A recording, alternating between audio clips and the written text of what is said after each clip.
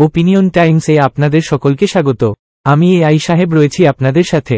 মালদার মানিকচক গঙ্গার ঘাটের পর এবার ভূতনির গঙ্গা ঘাটে দেখা মিলল আস্থা এক কুমির দেখাকে কেন্দ্র করে আতঙ্কে চাঞ্চল্য ছড়ালো ভূতনির গঙ্গার বস্তি এলাকায় মানুষদের মধ্যে।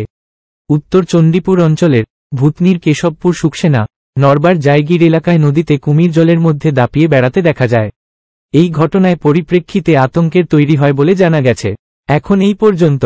নজর রাখুন, সঙ্গে থাকুন ওপিনিয়ন টাইমস।